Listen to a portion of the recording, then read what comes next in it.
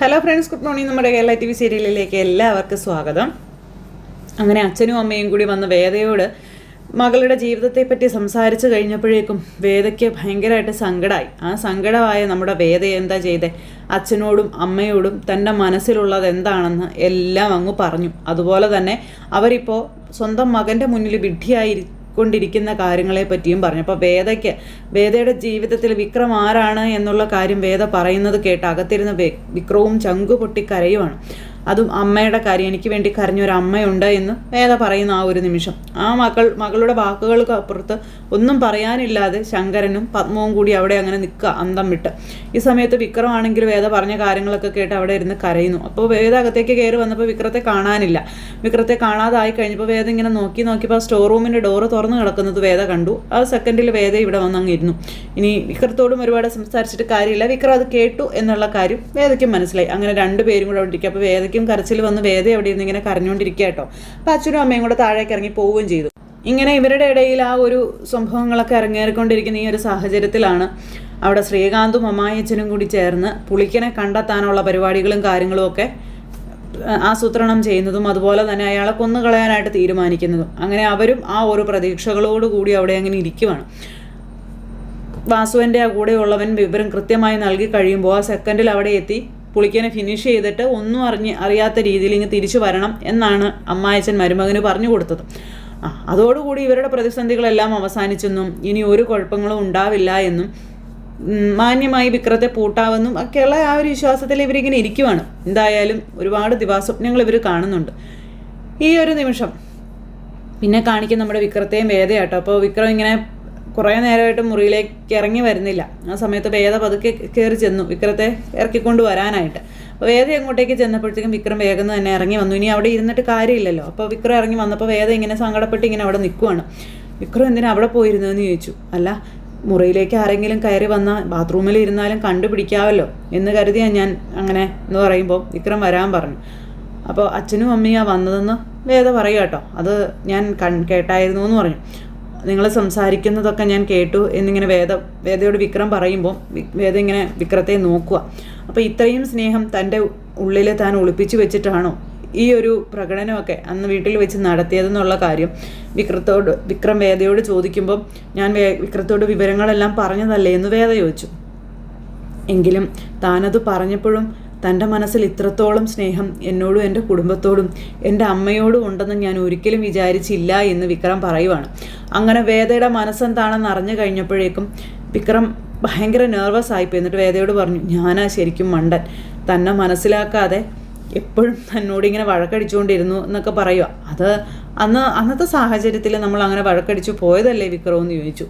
അതിലിപ്പോൾ വിക്രം ഒന്നും പറയേണ്ട കാര്യമില്ലല്ലോ എന്നൊക്കെ പറഞ്ഞുകൊണ്ട് വേദ ഇങ്ങനെ വിക്രത്തോട് പറയുക. പിന്നെ വേദ വീടിന് വേണ്ടി ചെയ്ത കാര്യങ്ങൾ, അതുപോലെ തന്നെ അമ്മ വേദയെ ചേർത്തു പിടിച്ച കാര്യങ്ങളെല്ലാം വിക്രം വേദയോട് പറയുവാണ്. അമ്മയുടെ ജീവിതത്തിൽ അമ്മയ്ക്ക് ഏറ്റവും കൂടുതൽ ഇഷ്ടം അച്ഛനായിരുന്നു, അതിനുശേഷം ഇപ്പം നീയാണെന്നാണ് എനിക്ക് തോന്നുന്നത് എന്നുള്ള രീതിയിലൊക്കെ വിക്രം ഇങ്ങനെ പറയുമ്പോൾ അങ്ങനെയൊന്നുമില്ല വിക്രം എന്നൊക്കെ പറഞ്ഞു. അമ്മയ്ക്ക് എല്ലാവരും പ്രിയപ്പെട്ടതാണ്. അമ്മയുടെ ഈ മോൻ അമ്മയുടെ ജീവനേക്കാളും അമ്മയ്ക്ക് വിലപ്പെട്ടതാണെന്നും ഈ മകനൊരു പോറൽ പോലും പറ്റുന്നത് ആ അമ്മയ്ക്ക് സഹിക്കില്ല എന്നുള്ള കാര്യവും പറയുവാണ്. ആദ്യമൊക്കെ ഞാൻ വിക്രത്തെ പറ്റി വിചാരിച്ചു വെച്ചത് തെറ്റായിരുന്നു എന്നുള്ളൊരു ബോധം എനിക്ക് വന്നപ്പോൾ, അല്ലെങ്കിൽ അതിനുള്ള സാഹചര്യങ്ങൾ മുന്നിൽ തെളിഞ്ഞു വന്നപ്പോൾ നിഷ്കളങ്കനും നിരപരാധിയായ വിക്രത്തെ ഉപദ്രവിക്കരുതെന്നും അല്ലെങ്കിൽ ദുഷ്ടക്കൂട്ടങ്ങൾക്ക് ഇട്ടുകൊടുക്കരുതെന്നും ഞാൻ ചിന്തിച്ചുള്ളൂ എന്നൊക്കെയുള്ള കാര്യങ്ങൾ വേദ ഇങ്ങനെ പറയുക. പിന്നെ എപ്പോഴാണെന്നറിയില്ല എൻ്റെ വിക്രത്തോട് എനിക്കുണ്ടായ ആ ഒരു സ്നേഹത്തെപ്പറ്റിയൊക്കെ വേദ ഇങ്ങനെ പറയുന്നു. പതുക്കെ വിക്രമില്ലാതെ എനിക്ക് പറ്റില്ലെന്നായി ഉള്ളൊരു അവസ്ഥയിലേക്ക് താൻ എത്തിപ്പെട്ട കാര്യങ്ങളും എല്ലാം വേദ വിക്രത്തോട് പറയാം. അപ്പോൾ ഇതൊക്കെ കേട്ടപ്പോൾ വിക്രത്തിന് ഭയങ്കര സന്തോഷം.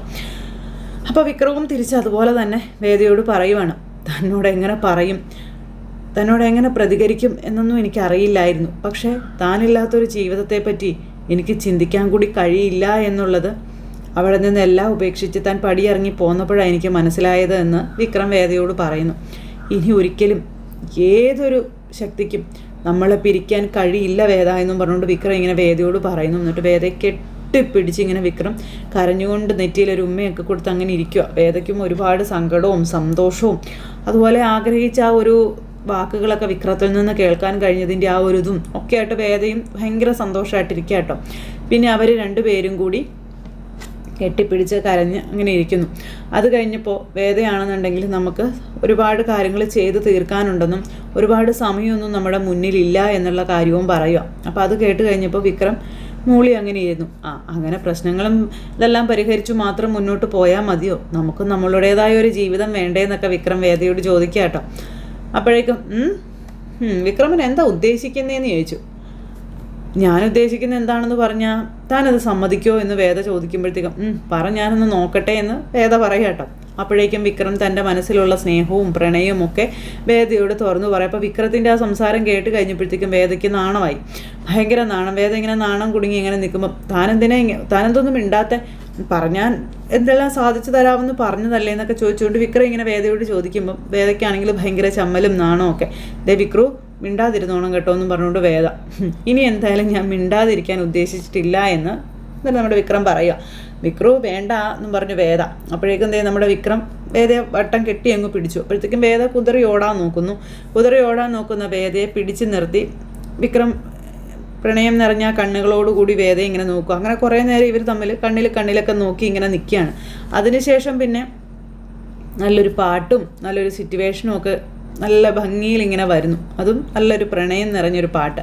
ആ ഒരു പാട്ടിനിടയിൽ വേദയുടെയും വിക്രത്തിൻ്റെയും ഇടയിലുണ്ടായിരുന്ന ആ അകൽച്ച, അത് എല്ലാ രീതിയിലും അലിഞ്ഞു പോകുന്ന ആ ഒരു സിറ്റുവേഷനും കാര്യങ്ങളൊക്കെയാണ് കാണിക്കുന്നത്. എല്ലാ അർത്ഥത്തിലും വേദയും വിക്രവും ഒന്നാകുന്ന ആ ഒരു നിമിഷം. അങ്ങനെ വേദയും വിക്രവും ഭയങ്കര സന്തോഷത്തോടു കൂടി അവർ ഇന്ന് ഈ വീട്ടിൽ വെച്ച് അവരുടെ ജീവിതം ആരംഭിക്കുന്ന ആ ഒരു സിറ്റുവേഷൻ. അപ്പോൾ വേദയും വിക്രവും പുതിയ ജീവിതത്തിലേക്ക് കാലെടുത്ത് വെച്ച് ഭയങ്കര സന്തോഷത്തോടു കൂടി രണ്ടുപേരും കൂടി ഇങ്ങനെ അവിടെ അവരുടേതായ സമയം സ്പെൻഡ് ചെയ്യുകയാണ്. അതേസമയം വിക്രത്തിൻ്റെ കൈകളിൽ നിന്നും കുതറി ഓടാൻ നോക്കുന്ന വേദയെ വിക്രം പിടിച്ചു നിർത്തുന്നു. അതിനുശേഷം കെട്ടിപ്പിടിക്കുന്നു, ഉമ്മ കൊടുക്കുന്നു. അങ്ങനെ ഭയങ്കര സന്തോഷമായിട്ട് വേദയിൽ വിക്രവും ആ ഒരു സിറ്റുവേഷൻ നല്ല മനോഹരമായി കൈകാര്യം ചെയ്ത് അതങ്ങനെ പോയി. പക്ഷേ ഇവർ തമ്മിൽ ഒന്നായതോ ഇവർ തമ്മിൽ ഇങ്ങനെ ജീവിക്കുന്നോ ഒന്നും അറിയാതെ ആ പൊട്ടൻ ശ്രീകാന്ത് അവിടെ ഗുണ്ടകളെയും ഒക്കെ ഒരുക്കി നിൽക്കുക എവിടെ നമ്മുടെ പുളിക്കനെ പിടിക്കാൻ പോകാനായിട്ട്. ഇതേ സമയത്ത് വാസുവിൻ്റെ കൂട്ടാളികളും കൂടി പോവാനായിട്ട് തയ്യാറെടുക്കുക അവിടെ. അപ്പോൾ ഈ പോകുന്നവൻ മിനിറ്റിന് ഇയാളെ വിളിച്ച് വിവരങ്ങളെല്ലാം പറയുന്നുണ്ട്. അപ്പോൾ വാസുവനാണെന്നുണ്ടെങ്കിൽ എല്ലാവരോടും പറഞ്ഞു, നമ്മളിവിടെ നിന്ന് പോകുന്നത് ഒരു ഈച്ച കുഞ്ഞു പോലും അറിയാൻ പാടില്ലെന്ന്. ഈച്ച കുഞ്ഞറിഞ്ഞില്ലെങ്കിലും അവിടെ അവർ രണ്ടുപേരും അറിഞ്ഞിട്ടുണ്ട്. അങ്ങനെ ഇവർ പോകുന്നു. അതുപോലെ തന്നെ നമ്മുടെ അനിയൻകുട്ടനും അതുപോലെ രാജേട്ടനും ജോസഫും ഒക്കെ ഇവരുടെ കൂടെ പോകാനൊക്കെ ആയിട്ട് ഒരുങ്ങുകയാണ്. അപ്പോൾ അങ്ങനെ ആ ഒരു വിവരവും കാര്യങ്ങളെല്ലാം കൂടി ഈ ശ്രീകാന്തിനൊക്കെ വിളിച്ചു പറഞ്ഞു കൊടുക്കുക മറ്റേ അയാൾ. അവരങ്ങനെ പുളിക്കനെ തപ്പി പോകാനായിട്ട് ഒരുങ്ങുമ്പം ഇവർ ഇവിടുന്ന് വലിയ പടയൊരുക്കമൊക്കെ ആയിട്ട് പോകാനായിട്ട് ഇവരും ഒരുങ്ങുന്നു. ഇതേ സമയത്ത് അമ്മയും അച്ഛനും കൂടി അവിടെ പോയിരുന്ന് വേദ പറഞ്ഞതിനെ പറ്റിയുള്ള കാര്യങ്ങളെ പറ്റി ആലോചിക്കുക. അതെന്തായിരിക്കും അവൾ അങ്ങനെ പറഞ്ഞത് എന്ന് പത്മം അച്ഛനോട് ചോദിച്ചു. അപ്പോൾ അച്ഛനിരുന്ന് ഇങ്ങനെ ആലോചിക്കുകയാണ്. നമ്മൾ പോലും അറിയാതെ നമ്മളെ ആരാ ചതിക്കുന്നത് ശങ്കരേട്ടാന്നൊക്കെ ചോദിച്ചു. ഇനി അവൾ ശ്രീകാന്തിൻ്റെ കാര്യമായിരിക്കുമോ പറഞ്ഞത്? ശ്രീകാന്ത് ഇനി വേദയുടെ ജീവിതം തകരാൻ വേണ്ടി എന്തെങ്കിലും കാര്യങ്ങളൊക്കെ ചെയ്യുന്നുണ്ടായിരിക്കും, അല്ലെങ്കിൽ പിന്നെ കമ്പനി കാര്യങ്ങളൊന്നും അവൾ അങ്ങനെ പറയേണ്ട കാര്യമില്ലല്ലോ എന്നൊക്കെ പത്മ ഇങ്ങനെ പറയുന്നു. അപ്പോൾ അവൾ പറഞ്ഞത് വളരെ വ്യക്തമായി അവൾക്ക് അറിയാവുന്ന കാര്യമാണെന്ന് ശങ്കരൻ അന്നേരം പറഞ്ഞു. ഒരിക്കലും ഇല്ലാത്തത് പറഞ്ഞു നടക്കുന്ന ഒരു സ്വഭാവക്കാരിയല്ല വേദയെന്നും അവൾക്ക് ഇതിനെപ്പറ്റി നല്ല ധാരണയുണ്ടെന്നുള്ള കാര്യവും പറയുക. ആരോ അവളുടെയും വിക്രത്തിൻ്റെയും ജീവിതത്തിൽ വല്ലാത്തൊരു കളി കളിച്ചിട്ടുണ്ട്, അത് നമുക്കറിയാത്തതാണ് എന്ന കാര്യവും അച്ഛൻ ഇങ്ങനെ പറഞ്ഞു. ഇത്രയൊക്കെ കണ്ടുപിടിക്കുകയും ഇത്രയൊക്കെ പറയുകയും ചെയ്ത് അവൾ ബാക്കി കൂടി കണ്ടുപിടിക്കും, അതിനൊരു സംശയവും വേണ്ട എന്നും പറഞ്ഞുകൊണ്ട് ഇങ്ങനെ അച്ഛൻ മകളെ പറ്റി പറയാം. അതായത് മകളോടുള്ള അച്ഛൻ്റെ വിശ്വാസം, ആ ആത്മവിശ്വാസവും കാര്യങ്ങളും എല്ലാം അവിടെ ഇരുന്ന് പറയുന്നു. അപ്പോൾ അവളുടെ ജീവിതത്തിൽ ഇനി മറ്റൊരാളില്ല എന്നല്ലേ അവൾ പറഞ്ഞതിൻ്റെ അർത്ഥം എന്നൊക്കെയുള്ള കാര്യങ്ങൾ അമ്മ ചോദിക്കുവാണ്. വിക്രം നല്ലവനാണെങ്കിൽ വിക്രത്തിൻ്റെ ജീവിതത്തിൽ കറ തൊട്ടിട്ടില്ല എന്നുണ്ടെങ്കിൽ എന്താണോ കുഴപ്പം എന്ന് അദ്ദേഹം ചോദിക്കുക. അവളുടെ ജീവിതത്തിൽ വിക്രത്തെ പറ്റി അവൾക്ക് പൂർണ്ണ ബോധ്യമുള്ളത് കൊണ്ടായിരിക്കുമല്ലോ അവൾ അങ്ങനെയൊക്കെ പറഞ്ഞത്. എങ്കിലും അച്ഛൻ്റെ ഉള്ളിലൊരു പേടിയുണ്ട്. വിക്രം ഗുണ്ടയാണല്ലോ, കൊലപാതക കേസിൽ ഇപ്പോൾ പ്രതിയാണല്ലോ, അങ്ങനെയൊക്കെ ഉള്ളത്. അപ്പോൾ അത് തെളിഞ്ഞാൽ മാത്രമേ വേദ പിടിച്ച കാര്യങ്ങളെല്ലാം ഒക്കെ ആവുള്ളൂ, നമ്മൾ ജീവിതത്തിൽ വിജയിക്കുകയുള്ളൂ എന്നുള്ള കാര്യവും അച്ഛൻ ഇങ്ങനെ എന്നിട്ട് അമ്മയോട് പറഞ്ഞു. അങ്ങനെ ഇവർ ഈ ഒരു കാര്യമെല്ലാം സംസാരിച്ചുകൊണ്ട് അവിടെ ഇരിക്കുക. ഇതേ സമയത്ത് വിക്രവും വേദയാട്ടോ പിന്നെ കാണിക്കുന്നത്. അവർ രണ്ടുപേരും കൂടി ഇങ്ങനെ കട്ടിലിൽ ഇങ്ങനെ കിടക്കും. അപ്പോൾ വേദ ഇങ്ങനെ വിക്രത്തെ നോക്കുന്നു, വിക്രം വേദയെ നോക്കുന്നു. രണ്ടുപേരും കണ്ണിൽ നോക്കി ഇങ്ങനെ കിടക്കുവാണ്. അപ്പോൾ വിക്രം ഇങ്ങനെ വേദയെ ഒരു ചിരിയൊക്കെ ചിരിച്ച് ഇങ്ങനെ നോക്കി കിടക്കുമ്പോഴത്തേക്കും കണ്ണ് ഞാൻ കുത്തി പൊട്ടിക്കും കേട്ടോ വിക്രം എന്ന് പറഞ്ഞു. നീ കണ്ണ് കുത്തി പൊട്ടിച്ചോളാൻ വിക്രം നേരം വേദയോട് പറയാം കേട്ടോ. ഇങ്ങനെ നോക്കരുതെന്ന് വേദ വിക്രത്തോട് പറയുന്നു. ഞാൻ ഇങ്ങനെ തന്നെ നോക്കുമെന്ന് വിക്രം വേദയോട് പറയണം. അങ്ങനെ രണ്ടുപേരും കൂടി അങ്ങോട്ടും ഇങ്ങോട്ടും വേദയ്ക്ക് ആ ഒരു നാണമാണ്, ചമ്മലും കാര്യങ്ങളും ഒക്കെ വിക്രത്തിൻ്റെ മുഖത്ത് നോക്കാൻ. വിക്രവനാണെങ്കിൽ ഒരു നാണവും ഇല്ല, വേദയെ തന്നെ ഇങ്ങനെ ആ ഒരു റൊമാൻറ്റിക് മൂഡിൽ ഇങ്ങനെ നോക്കിക്കൊണ്ട് തന്നെ ഇരിക്കുക. അങ്ങനെ രണ്ടുപേരും കൂടി കണ്ണിൽ നോക്കി കുറേ നേരം ഇങ്ങനെ ആ കട്ടിൽ ഇങ്ങനെ കിടന്നു. അതിനുശേഷം പിന്നെ ഇങ്ങനെ വേദയ്ക്ക് പെട്ടെന്നൊരു സ്വബോധം വന്നതുപോലെ, അതെ ഇങ്ങനെ കിടന്നാൽ പറ്റില്ല, എഴുന്നേക്ക്, ആരെങ്കിലും വന്ന് കണ്ടാലേ. പിന്നെ ആരെങ്കിലും വന്ന് കണ്ടാൽ ഇപ്പം എന്താ കുഴപ്പം, വന്ന് കാണുകയാണെങ്കിൽ കാണട്ടെ. ഇനിയിപ്പോൾ വിക്രത്തിനെ പഴയതുപോലെയല്ല, ഡബിൾ സ്ട്രോങ്ങാ, അതുപോലെ ഒരു പേടിയും ഇല്ല. ആര് വന്നാലും എൻ്റെ പെണ്ണിനെ ചേർത്ത് പിടിച്ച് അവരുടെ മുന്നിൽ നെഞ്ചു വിരിച്ച് നിൽക്കാനേ ഈ വിക്രത്തിന് ഒരു മടിയില്ല എന്ന് പറയുമ്പോൾ നെഞ്ചു വിരിക്കാനൊക്കെ ചെന്നാൽ മതി, പോലീസുകാർ പിടിച്ചേ അകത്തിടും. അതുകൊണ്ട് ഇപ്പം എൻ്റെ പൊന്നുമോൻ വിക്രം നെഞ്ചു വിരിക്കാനൊന്നും നിൽക്കണ്ട, അതിന് സമയമാകുമ്പം ഞാൻ പറയാം, അപ്പോൾ വിരിച്ചാൽ മതി കേട്ടോ എന്നും പറഞ്ഞുകൊണ്ട് വേദ വിക്രുവിനോട് പറയാം. അങ്ങനെ വിക്രുവും വേദയും കൂടി ഒന്നായിട്ടുള്ള ഒരു അത്യുഗ്രൻ അടിപൊളി എപ്പിസോഡായിരുന്നു ഇന്നത്തേത്.